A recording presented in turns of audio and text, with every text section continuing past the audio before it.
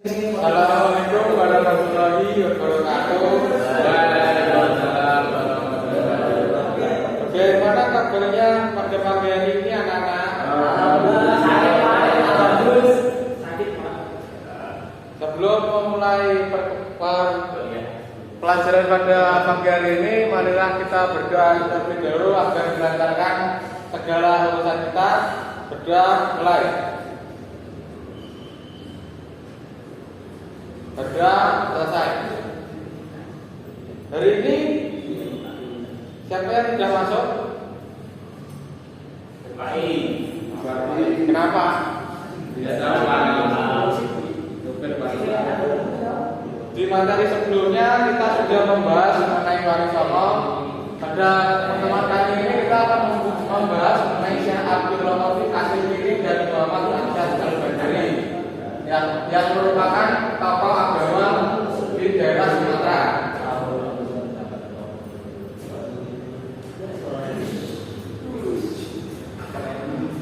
Siapa itu, Pak?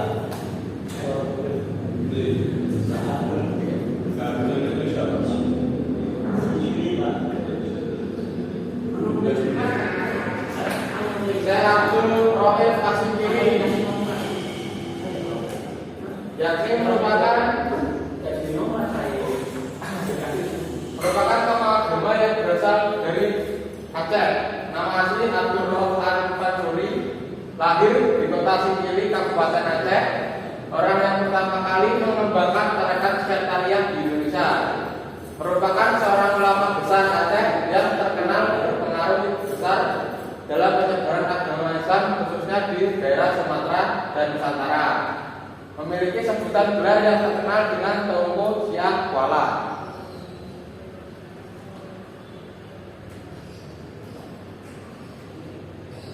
Cerita hidup Syekh Abdul Rauf As-Sikili. Nama aslinya adalah Abdul Rauf Al-Fansuri yang lahir di kota Sikili. Beliau adalah orang pertama kali yang mengembangkan tarekat Syekhtariah di Indonesia. Sekitar tahun 1640 beliau berangkat ke tanah Arab untuk mempelajari ilmu keislaman. Abdul Rauf As-Sikili pernah bermukim di Mekah dan Madinah. Dia mempelajari tarekat Syekhtariah dari gurunya yang bernama Ahmad bin Sas dan Ibrahim Al-Qurani. Dia kembali ke Aceh sekitar tahun 1083 Hijriah atau 1660 Masehi dan mengajarkan serta mengembangkan tarekat Syekhtariah yang diperolehkannya. Selanjutnya itu contoh ilustrasi saat beliau hidup.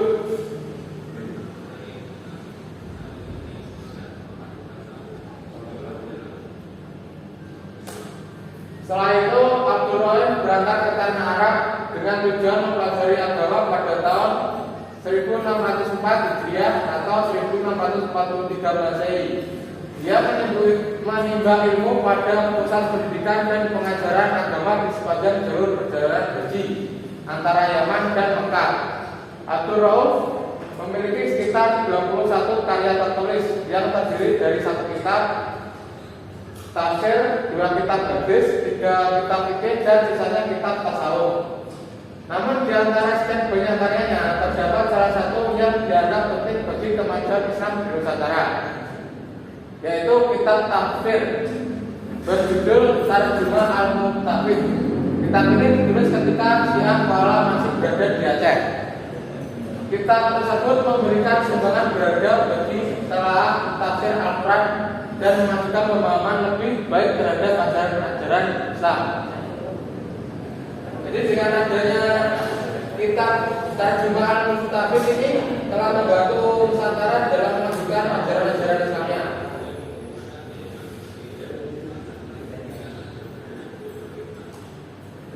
Berikut karya-karya Abdul Rauf As-Sikili sekitar 21, yakni kitab tafsir yang berjudul Tarjumah Al-Muntafid, yakni artinya terjemah pemberi faedah, merupakan kitab tafsir pertama yang dihasilkan di Indonesia. 2. Umdat Al-Muhtajib, karya terpenting yang ditulis oleh Abdul Rauf As-Sikili. Buku ini terdiri dari 7 bab yang memuat tentang zikir, sifat Allah dan Rasulnya, serta asal-usul ajaran mistik pada pembahasan di bab terakhir. Beliau menceritakan tentang riwayat hidupnya dan gurunya. Ketiga, Tulang fi Tahsli Marifi Ahkam As-Syariah lil Al-Malik Al-Wahhab, yakni cermin bagi penuntut ilmu fikih untuk memudahkan mengenal sebagian hukum syariat, yakni kitab yang memuat berbagai masalah mazhab Syafi'i yang merupakan panduan bagi para qadhi.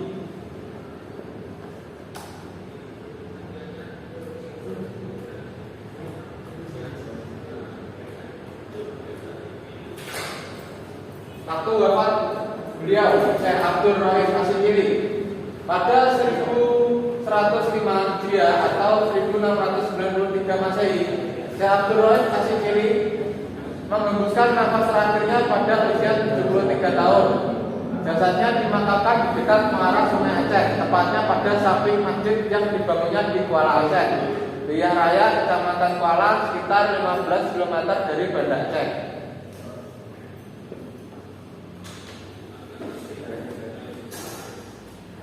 Kedua, Syekh Muhammad Darussyed Al-Bandari. Syekh Muhammad Arsyad Al-Bandari, nama aslinya adalah Syekh Sayyid Jafar Al-Darus, lahir Al-Darus, lahir di Losgabang, Martapura, Kalimantan Selatan pada tahun 1710. Lahir dari pasangan Abdullah dan Siti Aminah. Setelah wafat, beliau dikenal dengan sebutan Datuk Kalampayan karena dimakamkan di Desa Kalampayan. Ketika masih kanak-kanak, beliau diadopsi oleh Sultan Tahilullah untuk dididik secara tuntas. Bahkan beliau dikirim ke Mekah dan Madinah untuk belajar di sana selama lebih kurang 30 tahun.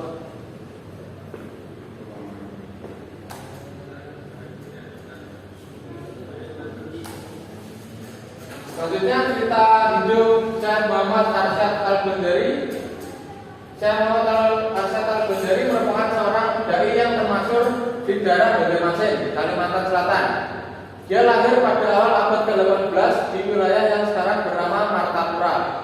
Beliau merupakan anak dari pasangan bernama Abdullah dan Siti Aminah.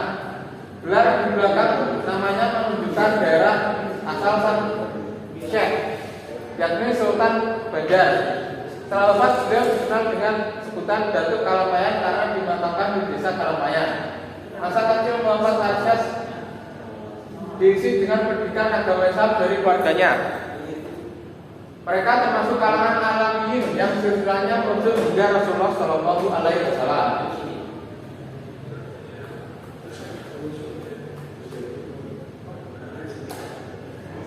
Selain mengaji Al-Quran, Arsyad juga terkenal pandai membuat kaligrafi. Suatu hari, Sultan Tahilullah takjub akan lukisan-lukisan karyanya. Penguasa benda ini kemudian meminta Arsyad untuk mengabdi pada istana. Beliau juga diadopsi oleh Sultan Tahilullah untuk dididik secara tuntas. Saat itu usianya belum genap 7 tahun. Kemudian Kesultanan Banjar menjadi patron baginya menuntut ilmu dan berkesenian.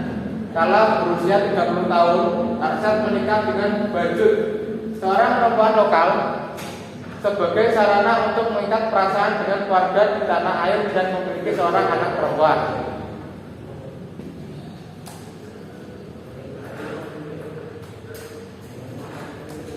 Sementara itu, keinginan Arsyad kian besar untuk belajar ke tanah suci. Sang istri pun mendukungnya.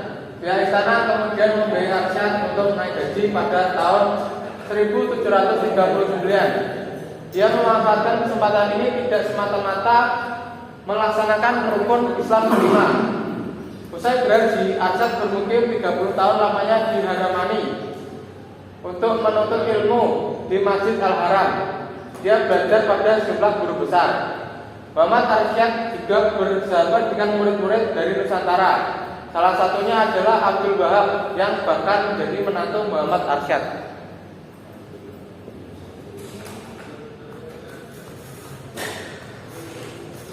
Selanjutnya pada tahun 1772, Syekh Muhammad Arsyad tiba di Banjar. Saat itu Sultan Tahilullah II menggantikan sultan sebelumnya yang telah wafat. Perayaan pun digelar di ibu kota kerajaan tersebut demi menyambut kedatangannya dari tanah suci. Sultan Tahilullah II lantas memberikan kepadanya kedudukan sebagai kaki negara, yakni jabatan yang setara dengan penasihat raja. Meski begitu, Muhammad Arsyad lebih memilih tinggal di luar istana. Dia kemudian mendirikan pesantren dalam pagar di atas tanah milik sultan. Penguasa Banjar itu menjadikan kawasan tersebut yang terletak di sekitar desa tempat kelahiran sang syekh.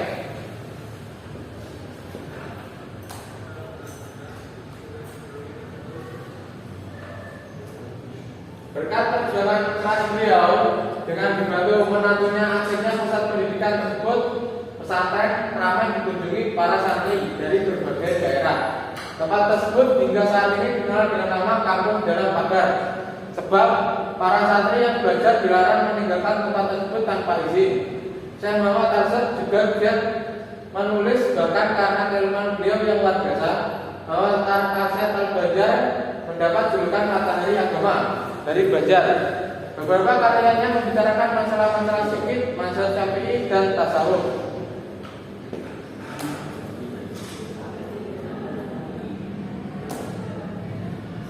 Berikut 8 karya kitab karangan Syekh Muhammad Arsyad Al-Banjari. 1. Usuluddin. Kitab ini berisi sifat-sifat Tuhan. 2. Batin Ajlan. Kitab ini berkenaan dengan sifat perempuan yang mengalami masa haid. 3. Faraid. Kitab ini berhubungan dengan masalah warisan dan cara pembagiannya. 4. Kitab Nikah. Kitab ini berisi mengenai pengertian tentang wali dan bagaimana cara akad nikah. 5. Kitab Kemunajibin. Kitab ini berisi penjelasan menurut para ahli sunnah wal jamaah untuk menghapus kebiasaan yang syirik. 6. Qaulul Muqtadar. Kitab ini berisi tentang penjelasan tanda-tanda akhir zaman dan Imam Mahdi. 7. Kazul Ma'rifah. Kitab ini membahas masalah tasawuf. 8. Sabilal Muqtadin fil Tafaqquh fi Amridin. Kitab ini membicarakan hal-hal yang kontekstual dalam masalah hukum dikaitkan dengan kondisi daerah Kalimantan Selatan.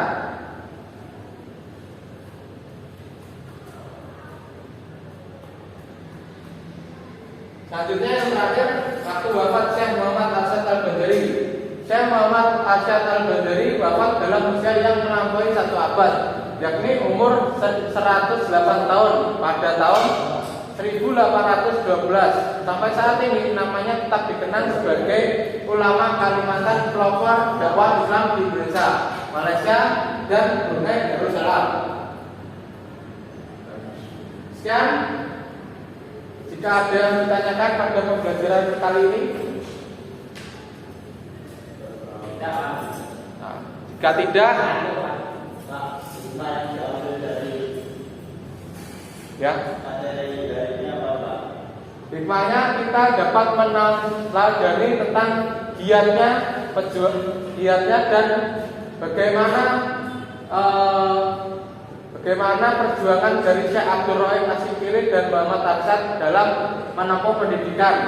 Setidaknya beliau menjadi syekh tersebut. Ada lagi?